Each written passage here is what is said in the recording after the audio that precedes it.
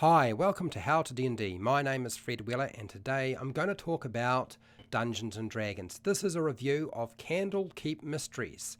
Candlekeep Mysteries is the future of Dungeons & Dragons 5e adventures. So let me explain why I think that's the case. This is great to see from Wizards of the Coast. Making a collection of short adventures is a smart idea. These adventures will not tax your player characters in combat usually, but they will present them with a whole lot of problems to solve and test their investigation skills. The book has a good contents page, but it lacks an appendix and an index, which it does need. Okay, it does need an appendix and it does need an index, and it does not have that in there. Why would it need that? Well, because some of the monsters are going to be hard to find, in particular magic items. There's not that many magic items, but you just will struggle to find them in the adventure without having an index in there. The structure of most of the mini adventures is chaotic because it doesn't follow the industry standards, okay? It really follows the industry standard. In fact, most of them don't. Now, why is that? Probably because the people who are writing them aren't necessarily professionals at this and they've only been doing it for a short time. Adventure overview, the hook, the NPC details, the location information and conclusion, following that structure. Some of the adventures do. They're not necessarily headed up that way, but they do follow that kind of structure. Other adventures don't follow that structure at all. Many of the adventure hooks are of a very poor quality and very repetitive. Not all of them, but some of them are, and I would say the vast majority. Dungeon masters will have to sort out the lack of adventure overviews and hooks themselves. You just don't get that kind of guidance in this book. What few new monsters the book does offer don't stand out to me. They are scattered throughout the pages, and I wouldn't say there's anything particularly special about any of the things that they put in this book. So if you're looking for standout monsters, it's not in this book. There is a handful of new magic items, and you really will have to be careful as you hunt for them because they are hard to find.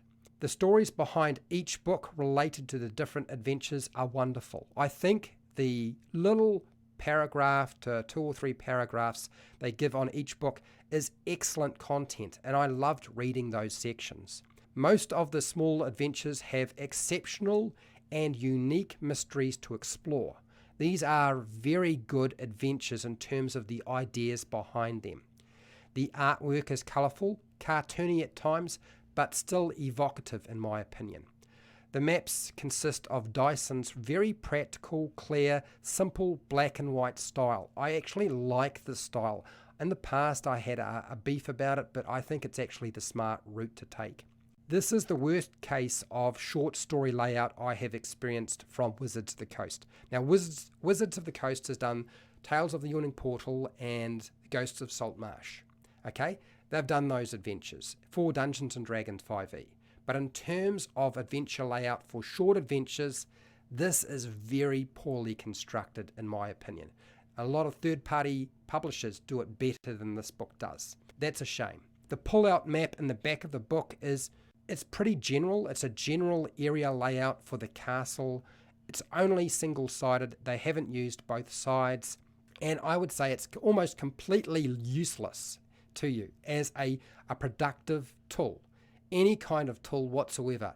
And whether it be for you to figure out where things are as a dungeon master or to explain it or show to your players, it's really nothing but just a pretty picture.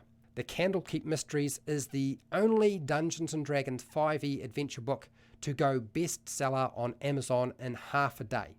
I can't think of any adventure book other than this one that's gone bestseller so quickly. Now, why is that? It's because people want it.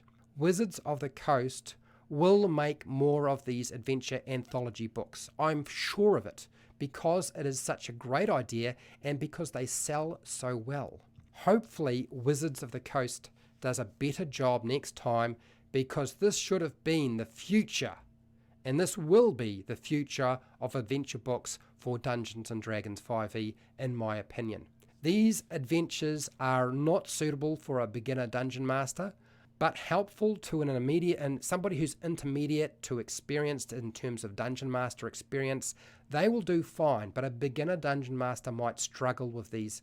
But don't worry, because I'm sure people will make a whole bunch of videos on YouTube explaining how to run them. See page 5 though, if you want a quick overview of all of the adventures. There's like an adventure summary on page 5 in a chart. Maybe they thought that was good enough.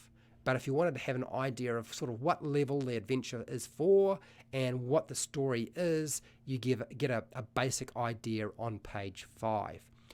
What do I think of this book? Personally, it could have been better. I still think it's a good book. I still think you should purchase it because I am going to use it in the future.